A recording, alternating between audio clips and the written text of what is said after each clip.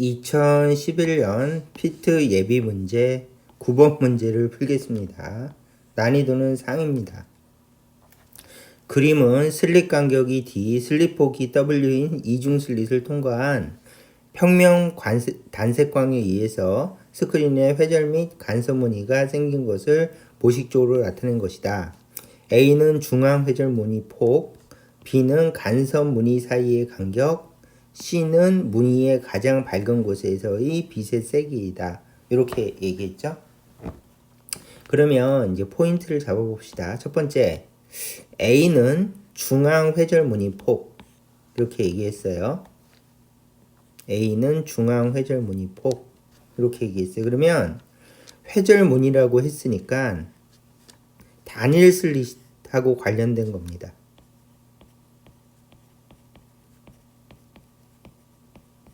자, B는 간섭 무늬 사이의 간격. 그랬으니까 간섭 무늬라고 했으니까 얘는 이중 슬릿하고 관련된 겁니다. 그 다음 마지막으로 빛의 세기, 밝기라고 얘기하죠. 빛의 밝기. 그래서 무늬 밝기라고 얘기를 해봅시다. 이렇게. 그러면 이중 슬릿 실험인데 왜 단일 슬릿, 이중 슬릿 이야기가 나오는지 한번 꼼꼼하게 분석하고 문제를 풀겠습니다. 자, 보세요. 이중 슬릿으로 실험을 하면 무늬가 이렇게 보입니다. 이게 실제 무늬 모양을 특징만 잡은 거고요. 이제부터 하나하나 따져봅시다. 첫 번째는 이렇게 구멍의 크기가 있습니다. 이 구멍 크기를 뭐라고 부르는가 하면은 슬릿 폭이라고 부릅니다. 이따가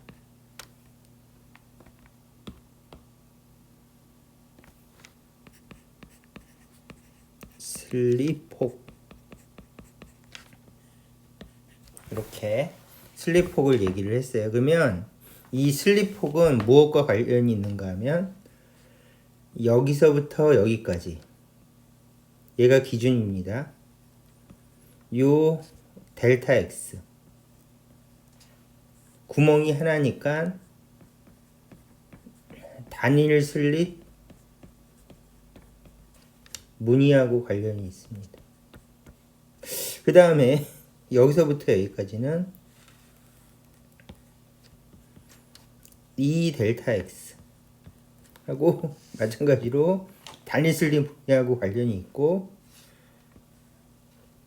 여기서부터 여기까지도 단일 슬릿 무늬하고 관련이 있습니다. 여기는 델타 X죠. 그렇게 해서 이중 슬릿 실험을 하면 일단은 단일 슬릿 무늬처럼 나타나는 부분이 있는데 그 부분은 슬릿 폭 또는 구멍 크기, 구멍의 크기와 관련되어 있습니다. 그러면 되도록이면 용어를 외워주세요. 이렇게. 자, 두 번째는 이제 얘는 설명이 끝났으니까 지우고요.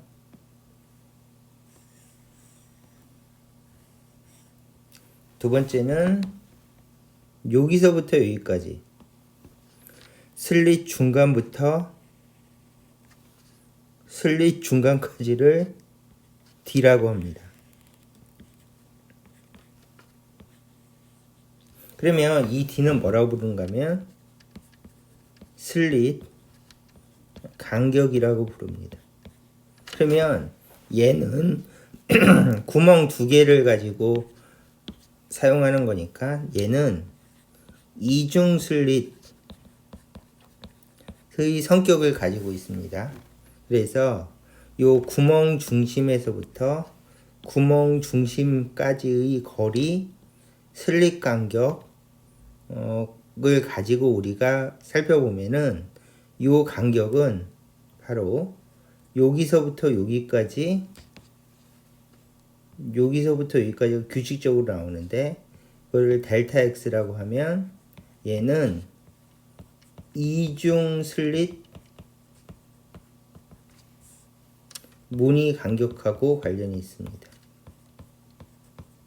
그래서 아무데나 잡아도 규식적이기 때문에 델타 X라고 해서 이중 슬릿 무늬 간격하고 관련이 있습니다. 그래서 용어를 일단 외워주세요. 슬릿 중간부터 슬릿 중간까지를 슬릿 간격이라고 부른다고 하는 요 용어를 외워주시면 되겠습니다. 그리고 이 슬릿 간격과 관련이 있는 거는 밝은 곳부터 밝은 곳까지 델타 X 또는 어두운 곳부터 어두운 곳까지가 델타 X 이중 슬릿 무늬 간격하고 관련이 있다. 이렇게 생각해 주시면 되겠습니다. 자, 그러면은 실험을 통해서 나타나는 무늬에 대해서 다 배웠으니까 앞으로 가서 실제로 이제 해봅시다.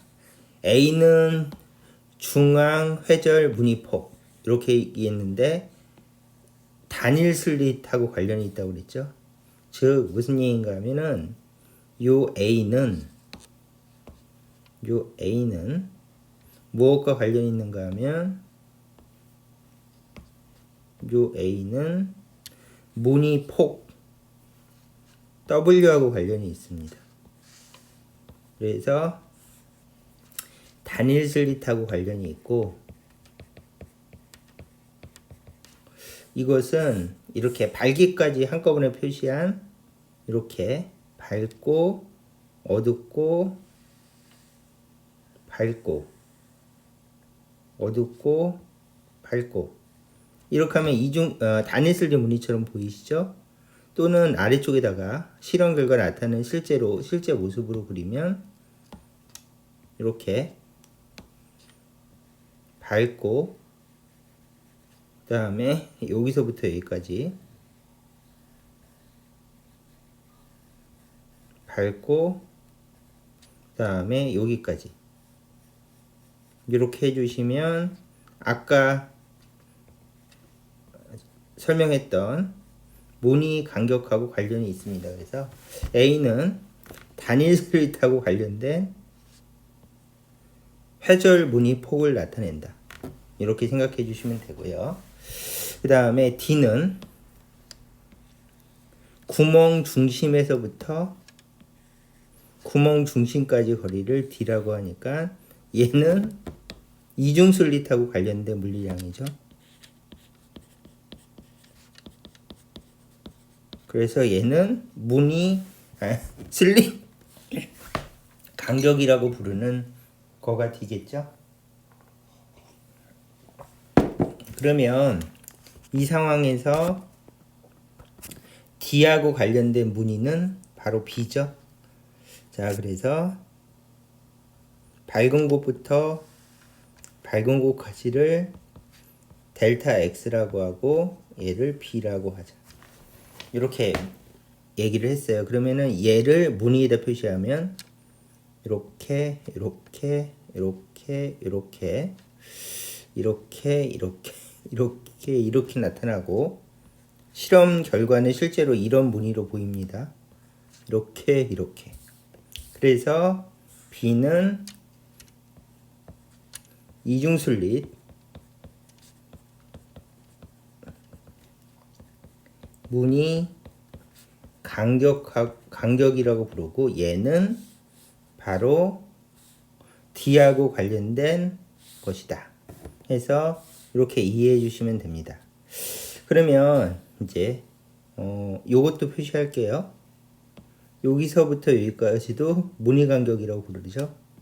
요것도 델타 X인데 얘는 단일 슬릿 무늬 간격이라고 부릅니다. 자, 그러면 해봅시다. 다른 조건은 그대로 두고 슬릿 폭만을 모두 2분의 W로 줄였을 때 스크린에 생기는 무늬 변화를 그림과 비교하여 옳게 설명한 것은 이렇게 얘기했죠. 그러면 다른 거를 그대로 두고 슬립 폭만 2분의 W로 줄였대요. 그럼 이건 무슨 얘기인가 하면은 슬립 폭만 2분의 W로 줄여도 이 구멍의 크기를 반으로 줄인 거죠. 구멍의 위치가 옮겨가지 않는 한 이중 슬릿은 그대로입니다. 그래서 여기다가 얘는 그대로, 얘는 2분의 1배 이렇게 적었습니다. 자, 그러면 해볼까요?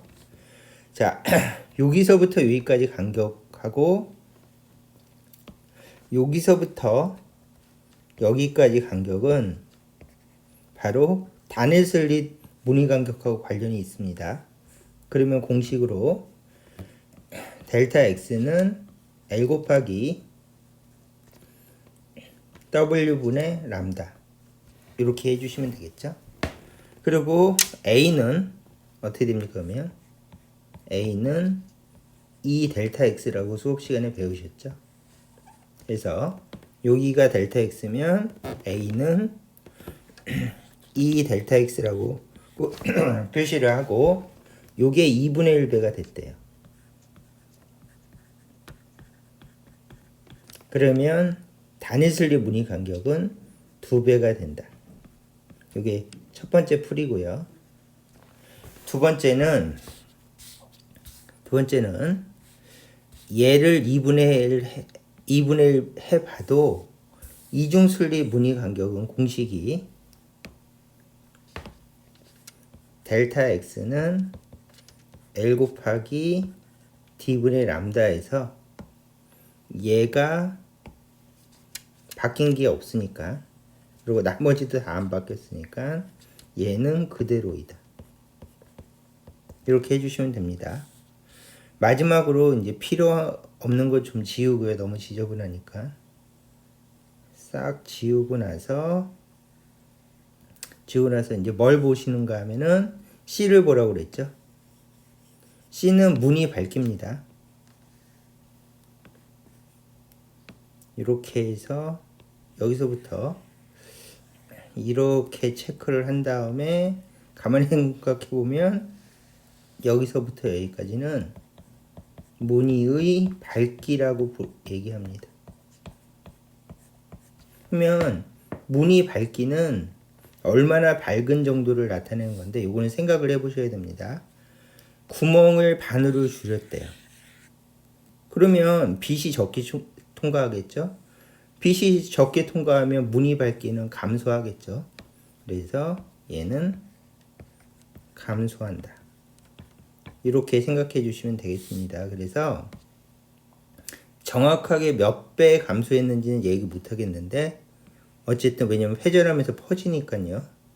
어쨌든 구멍을 반으로 줄이면 빛이 적게 통과해서 무늬가 감소한다. 이렇게 생각해 주시면 되고, 또는 구멍이 작아지면 얘가 2배로 커지겠죠? 2배로 커지면 옆으로 퍼질 거 아니에요? 그쵸? 2배로 커진다고 하는데 이 델타 x가 a하고 관련이 되어 있으니까 이쪽이 옆으로 퍼집니다. 커짐. 그러면 무늬가 커졌으니까 아무래도 어두워지겠죠. 그래서 두 가지 요소로 구멍을 통과할 때 빛이 적어지니까 무늬 밝기가 어두워지고요. 두 번째는 공식에서 얘가 2배가 된다는 것은 무늬가 옆으로 이렇게 길어진다고 하는 거니까 아무래도 넓은 무늬가 퍼지면 무늬 밝기는 내려갈 수밖에 없다. 이렇게 해서 C는 감소한다. 이렇게 판단해 주시면 되겠습니다. 설명이 좀 길었는데 어쨌든 포인트는 정확하게 설명을 했으니까 이해가 가시겠죠?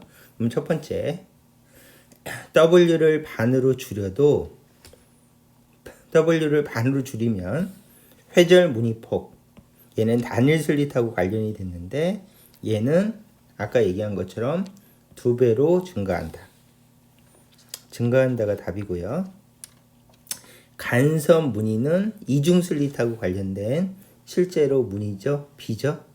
얘는 바뀌지 않는다. 그래서 변화 없다.